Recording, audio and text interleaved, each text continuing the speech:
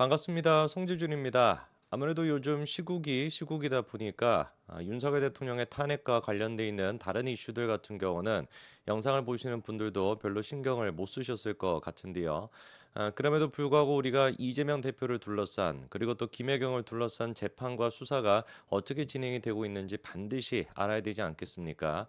당연히 뭐 윤석열 대통령의 탄핵 그리고 또 헌재 어떤 만행, 사법부의 만행, 수사기관의 만행 이 부분에 대해서 관심을 가져야 되겠지만 특히나 우리가 조명현 선생님 같은 분을 생각해 봤을 때 자기 인생을 걸고 사실상 김혜경과 이재명의 비리를 폭로했던 그런 분 아닙니까? 그분의 어떤 삶을 위해서라도 그분의 어떤 인생을 위해서라도 우리가 반드시 조명현 선생님과 관련돼 있는 이 법인카드 이슈가 어떻게 진행이 되고 있는지도 꼭 업데이트가 돼야 될 것 같습니다. 특히나 제가 지금 시점에 이 말씀을 드리는 이유가 뭐냐? 배소연 씨 아시죠, 그렇죠? 김혜경의 이제 사적 심부름을 담당하고 그리고 또 조명현 선생님의 상사 노릇을 했던 게 이 배소연인데 이 배소연이가 최근 들어가지고 반격을 가하고 있다라고 해요. 그러니까 김혜경에 대한 2심 재판이 진행 중이지 않습니까? 법인카드 문제에 대해 가지고 근데 그 2심에 대해 가지고 배소연이가 등장을 해서 의견서를 제출했는데 그 의견서의 내용이 다른 것이 아니라 조명현 선생님을 겨냥한 저격성 의견서를 올렸다라는 겁니다. 뭐 쉽게 요약해 가지고 말씀을 드리면 조명현 선생님이 처음부터 그러니까 공무원으로 처음 들어왔을 그때부터 사실상 이런 정치적인 것들을 꾸미고 녹취를 불법적으로 해놓고 그리고 이제 대선을 앞두고 이거를 터뜨린 것이다. 정치적인 목적을 가지고 의도적으로 접근한 것이다. 뭐 이런 식의 의견서를 제출했다라고 합니다. 조명현 선생님 같은 경우는 이게 엄연한 2차 가해다라고 반발하고 있는 상태인데 참 기가 찰 노릇 아니겠습니까? 김혜경의 1심 재판 당시에 배소영 같은 경우는 말실수인지 자기 의도인지 뭔지는 모르겠지만 김혜경을 매기는 듯한 그런 식의 모습도 몇 번 보였어요. 그래서 뭐 김혜경이가 허공을 막 쳐다보기도 하고 배소연을 보면서 막 서로 막 즙을 짜기도 하고 뭐 즙 짰다는 게 진짜 즙이 아니라 뭐 눈물을 막 짰다라는 겁니다. 뭐 이렇게 하기도 했었는데 이제 와가지고 딱 분위기를 보니까 뭔가 조기 대선이 열릴 것 같아. 그리고 또 이재명이가 대통령이 될 가능성이 높아 보여. 그러니까 바로 어떻게 해야 되겠습니까? 자기 어떤 그 80억 가까이 되는 재산 이거를 지키기 위해서라도 그리고 또 이재명한테 찢기지 않기 위해서라도 바로 지금 라인을 갈아타 가지고 김혜경을 적극적으로 수호해야 되는 거 아니겠어요? 눈에 지금 뭐 뻔히 보이는 행동인 것이죠. 그러다 보니까 김혜경의 2심 재판을 앞두고 이런 식으로 의견서까지 제출하면서 조명현 쌤의 인생을 완전히 그냥 배신자 이렇게 나락을 보내려고 하는데 우리라도 끝까지 이 문제에 대해서 관심을 갖고 조명현 쌤한테 우리가 힘을 실어줘야 될 겁니다. 자 그러면은 배소연이가 얼마나 말 같지도 않은 의견서를 냈고 그 내용이 얼마나 말도 안 되는지 하나하나씩 우리가 좀 짚어봐야 될 것 같은데요. 자료 한 가지 좀 보여주시면은 뭐 배소연이가 이런 식으로 법원 측에다가 의견서를 제출했다라고 합니다. 그러니까 뭐 배소연 같은 경우는 뭐 이런 식의 뭐 어떤 게 있었다 뭐 이런 것들이 지금 쭉 나와 있고요. 그런데 이제 그 다음에 이제 그 나와 있는 내용들이 어떤 내용이 있냐면은 조명현 씨가 배소연 씨 몰래 증거를 수집하고 있다라고 하는 취지로 말하는 녹취록이 의견서에 들어가 있다는 거예요.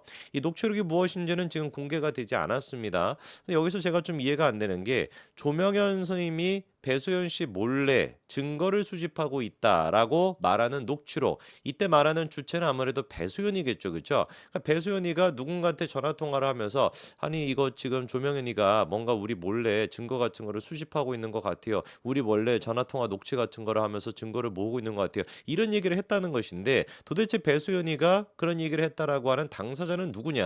그러니까 배소연과 통화를 했던 당사자가 누구냐도 지금 공개가 되지 않았어요. 근데 만약에 배소연이가 통화를 했던 당사자가 우리가 생각해 볼 수 있는 사람은 김혜경, 이재명 뭐 이런 사람들뿐 아니겠습니까? 아니면은 김현지한테 얘기를 했으려나? 김현지한테 얘기했을 가능성도 분명히 있겠네요. 뭐가 됐든지 간에 조명현 선생님이 뭐 이런 식으로 증거를 모으고 있다라는 것 자체가 중요한 게 아니라 그거는 법적으로 문제가 안 되니까 실제로 더 중요한 것은 조명현 선생님이 증거를 모으고 있는 것 같아요라는 식으로 배소연이가 누군가랑 의견을 교환했다는 거 누군가가 이거에 대해서 의논을 했다라는 사실이 더 중요한 거 아니겠습니까? 왜? 그것이야말로 오히려 배소연이가 조명현 선생님이 폭로를 한다라는 걸 알고 자기 불법적인 거를 감추기 위해서 증거인멸을 시도했다라는 또 결정적인 증거가 될 수가 있으니까 저는 그래서 이 녹취록이라고 하는 것이 조명원 선생님의 위법성을 보여주는 것이 아니라 거꾸로 배소연 그리고 이 전화 통화를 했던 사람이 김혜경이라고 한다면 이건 빼박인 것이고 그게 김현지가 됐거나 누가 됐든지 간에 배소연이가 이런 얘기를 했다라는 것 자체가 뭐가 되는 것이다? 증거인멸의 시도다라고 저는 봅니다. 그리고 또 배소연이가 의견서에서 뭐라고 얘기하냐? 조명원 선생님이 대선을 한 달 앞두고 언론의 제보에 이재명 당시 후보에게 불리하게 작용했다. 뭐 어쩌라는 거예요? 그래서 뭐 지금 뭐 조명원 선생님 뭐 잘못했다라는 겁니까? 조명원 선생님 그런 식의 공익 제보자였습니다. 공익을 제보했기 때문에 나쁜 놈, 사악한 놈, 악의 축이라고 할 수 있는 이재명, 그 이재명이가 처벌을 받는 것이 당연한 것인데 그게 뭔 놈의 지금 의견서에 들어가 있는 내용이에요? 말도 안 되는 내용이죠, 그렇죠? 그러면서 뭐 조명원 선생님이 처음부터 이재명과 김혜경 두 부부를 공격하고 정치적으로 활용할 목적으로 접근했다 이런 지금 취지로 주장하고 있는데 도대체 이 취지에 맞는 근거랍시고 제시하고 있는 게 아무것도 없는 겁니다. 조명원 선생님이 한 달 전에 대선을 한 달 앞두고 이재명에 대해서 폭로했다? 그렇기 때문에 무슨 뭐 조명원 선생님이 몇 년 가까이 한 7년 8년 가까이나 이재명과 김혜경을 위해서 힘써왔던 이 모든 것들이 정치적인 거라고 우리가 매도할 수 있겠습니까? 아니죠. 오히려 조명원 선생님이 7년 8년 가까이나 이재명 부부한테 그렇게 곤혹을 치르다가 마지막에 가가지고 진실을 밝혔다라고 보는 게 상식적인 거 아니겠습니까? 바로 그렇게 법은 또 똑같이 봤기 때문에 김혜경에 대해서 1심도 유죄 선고를 내렸던 것이죠. 그리고 지금 이제 배소연이가 했던 얘기 중에 제일 어이가 없는 얘기가 뭔지 아십니까? 사실 이제 그 법인카드 문제 같은 경우는 다 실토가 됐잖아요. 그리고 지난번에 또 김동연 부장판사를 통해 가지고 어떤 식으로 돈이 쓰였는지 다 확인이 되지 않았습니까? 그럼에도 불구하고 이번 의견서에 여전히 이 여자가 정신 못 차렸어요. 이 여자 뭐라고 하는지 아십니까? 이재명의 자택으로 귀가할 때 가족과 먹을 수 있도록 샌드위치 여러 개를 올려드린 일이 있다. 기본적으로 그것은 공간을 관리하는 공적 업무였다. 이런 지금 개미친 소리라고 앉아 있는 거예요. 이게 지금 말이 됩니까? 이미 법원을 통해 가지고 배소연 자체가 이미 배소연이가 유죄 확정 판결이 됐습니다. 김혜경도 1심에서 유죄를 받았습니다. 다 끝난 문제란 말이에요. 이거는 공적인 업무가 아니라 사적인 심부름이었다라고 하는 것이 다 확인이 됐단 말이에요. 그럼에도 불구하고 김혜경의 2심을 앞두고 배소연이가 의견서를 지금 보냈는데 뭐라고 얘기하고 있는 거야? 아니다. 내가 이재명한테 자택에 귀가할 때 샌드위치 같은 거 뭐 이런 것 좀 올려드린 일이 있지만 그것은 공적 업무였다. 이런 지금 개소리를 하고 있는 거예요. 어떻게 이게 가능할 수가 있겠습니까? 아까 말씀을 드린 것처럼 지금 배소연 본인 스스로도 눈치밥 깐 겁니다. 이거 가만 보니까 조기 대선 열릴 것 같아. 이재명 대통령 될 것 같아. 그러니까 지금 벌써부터 라인 타기 위해 가지고 말도 안 되는 거짓말을 지금 마구잡이로 짓거리고 있는 거 아닙니까? 이미 우리가 녹취록 다 들어보셨죠? 배소연이가 까먹은 것 같은데 초밥 10인분 그거에 대해서 언급하는 녹취록 다시 한번 여러분 직접 들어보시죠. 맛은 어떠시대요? 괜찮대요? 별말 없는데? 와 근데 저기 사모님 진짜 양 많으신 것 같아요 드시는 거 보면 10인분을 아드님들이 드시나? 모르겠어요. 그렇다고 초밥을 쌓아주진 않을 거 아니야. 상하죠 하루만 지나도 나는 개인적으로 기생충이 있다고 생각해. 밑에 사는 기생충이 있는 경우가 있어. 11분씩 그렇게